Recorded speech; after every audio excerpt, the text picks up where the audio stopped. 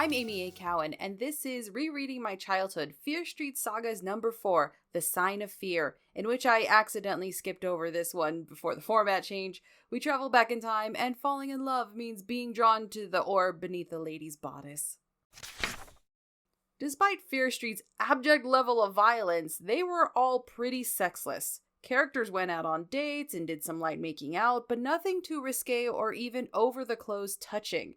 As long as all they did in the car in the middle of the forest was touch hands and get their heads chopped off, everything was copacetic. They also didn't curse. Not a single fuck could be uttered, even if they were engulfed in flames. Oh, shoot. Darn, this hurts a lot.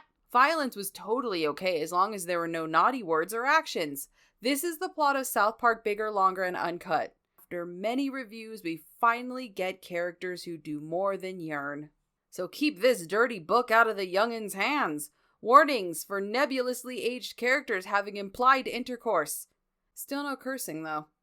Fear Street Sagas number 4, The Stine Fear, is a dual POV entry into the historical series, and boy are we getting some history.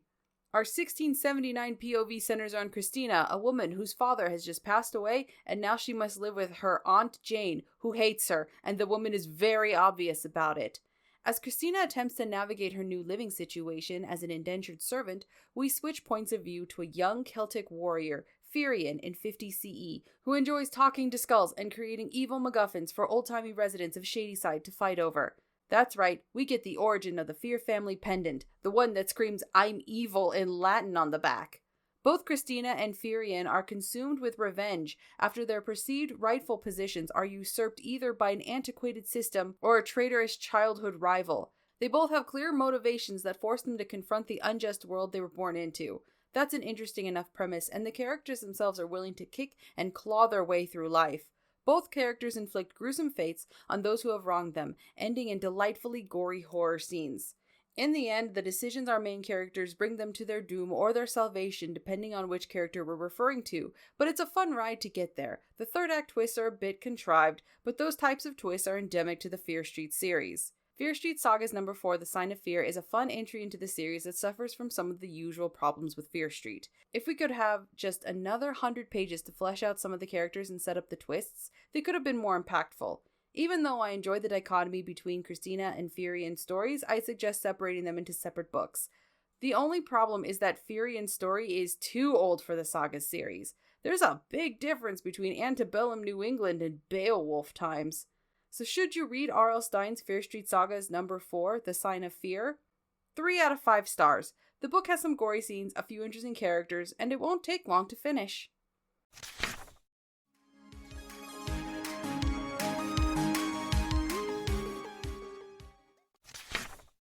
Despite my review, the book actually starts with a prologue set in 1710, and a man named Matthew is the Cask of Amontilladoing himself into a wall with an amulet. He rants and raves as he clutches the Fear family magical MacGuffin, and he dies behind a wall. He thinks about the woman he took the amulet from, Christina Davis, and the Celtic spellcaster named Firion. Then he's kaput, and we're finally in the numbered chapters.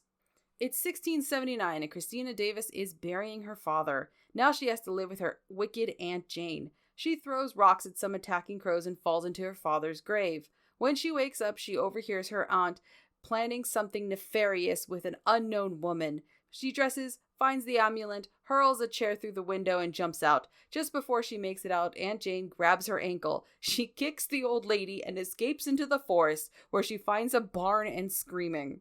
Suddenly, we're in Britain 50 CE, and 2 Celtic warriors named Firion and Con bicker over a lady named Brianna.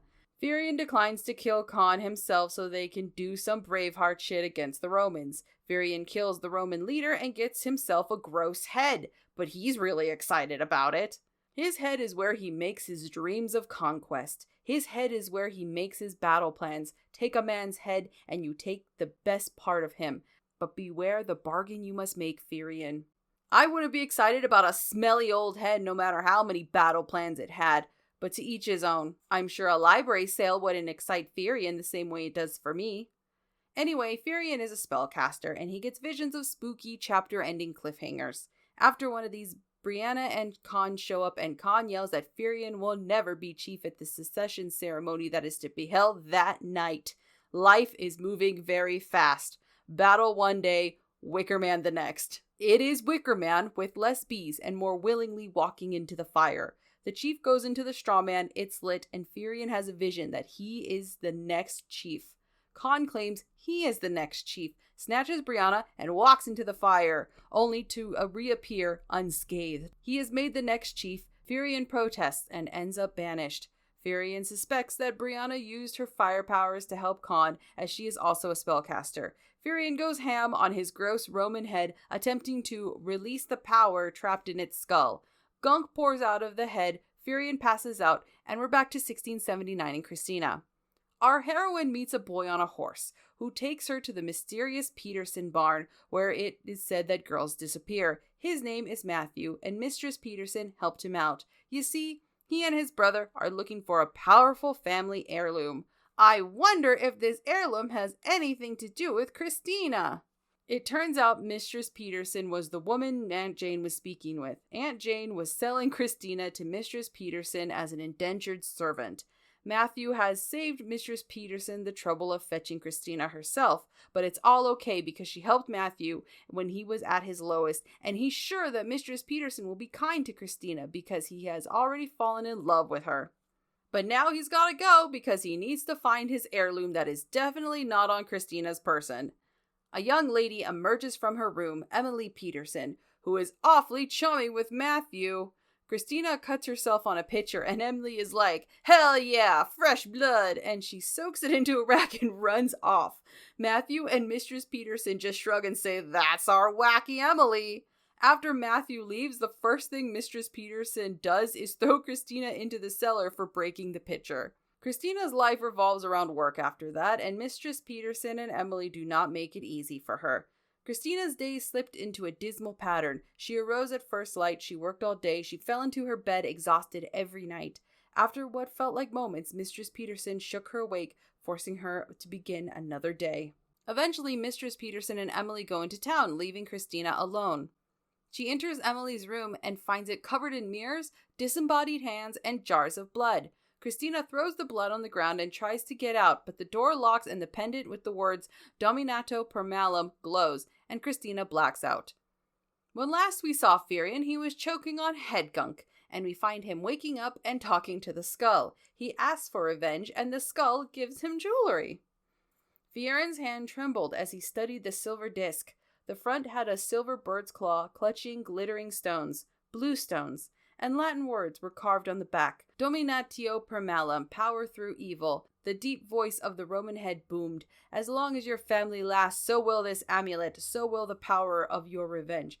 Then it asks for blood. Firion trails Con, intending to feed him, or whatever, to the talking skull. Instead, he finds Con and Brianna meeting in the forest. It turns out she used her fire powers, just as Firion conjectured, to help Con, and then Firion watches them make out in the woods. A week later, Firion starts his plan. I use that word loosely. Basically, he sends a message to Con saying he's sorry, he wants to return, and the Standing Stones are a great place for Firion to apologize. Con shows up because he's dumb. Stine didn't say that, but I say that. A big rock falls on Con. Firion attributes it to the Standing Stones, but Brianna appears and says she pushed the rock. She claims that she was forced to help Con, but she still really loves Firion. He doesn't believe her, but he wants even more revenge, so he plays along. Back to Christina. She is also determined to get revenge, so she trashes Emily's room, runs out into the forest, and returns to Aunt Jane's house. With the power of the amulet, Christina makes Aunt Jane's pie explode, which is so hot that it melts Aunt Jane, leaving her a smoking pile of bones. It's gruesome to read, but it was the result of an exploding pie, so it's funny in a Sam Raimi kind of way. Christina is horrified at the amulet's power, so she goes running into the woods again. And once again, she bumps into Matthew, who could feel the amulet. He has not connected the sudden appearance of Christina with the sudden burst of energy from the amulet. Like Con, he is dumb. He takes Christina back to the Petersons, where Emily confronts Christina. Matthew's horse is spooked, and it runs off with Matthew on it. See, it's not just humans who run into the forest while panicking. During a scuffle, Emily starts to literally deteriorate in front of Christina's eyes while screaming about needing Christina's blood for her beauty. We get a third act twist. Mistress Peterson dashed into the sitting room. She set a lighted candle down on the table. Then she took Emily into her arms. "Now, mother," she crooned, glancing at Christina. "Don't worry, we'll get your beauty back, but first, you've got to calm down." "Mother?" Christina gasped. "Emily is your mother?" "Yes," Mistress Peterson cried. "She is my mother. I would do anything for her. For years we've been happy. People may have suspected us of practicing the dark arts, but they could never prove anything." I understand the whole Bathory thing, but it's pretty cold-hearted of Emily to keep all the blood for herself and not give some to her daughter. Mistress Peterson is an old woman, which means that she is not partaking in the blood. While the ladies are screaming at each other, Matthew returns and refuses to be outdone. He finally sees the amulet in Christina's possession and screams that it's the family heirloom that he's been searching for, ending the chapter and sending us back in time. It's treated like a bigger reveal than the old/young lady dousing herself in blood.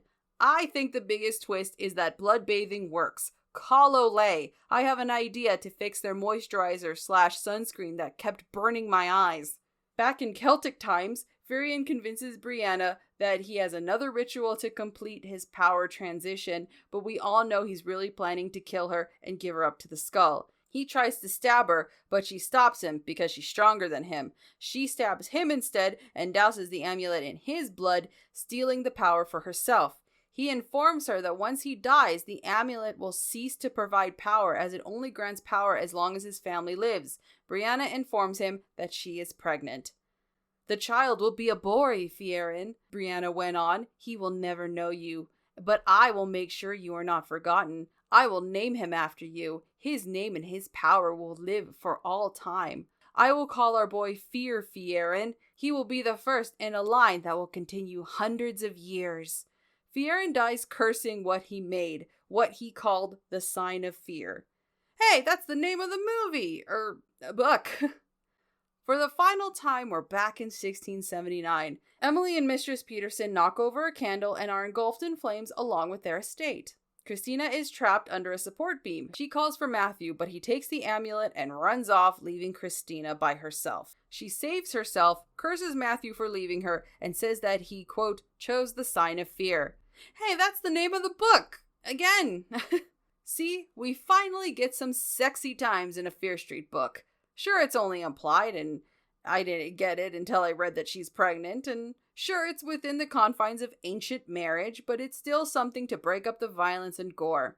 Look, this is the most we're going to get out of a Fear Street book. The 90s are remembered as pretty progressive, but I was there. It was not. I remember when Buffy lost her virginity to her boyfriend and a parents group freaked out. Joke's on them. That parent group used to put out their worst shows of the week list, and I would make sure to watch every one of those shows. Maybe they were a secret marketing firm for television. All that list did was make me want to watch more TV. But I digress. This was a pretty okay standard Fear Street Sagas. It's aggressively fine. So until next time, I'm Amy A. Cowan, and this has been Rereading My Childhood, Fear Street Sagas number 4, The Sign of Fear. You can find me as Amy A. Cowan on TikTok, on Blue Sky, on YouTube. Yeah, I think those are the ones. Also, please subscribe to the Substack. It can all be found at amyacowan.com. Keep reading, and later days.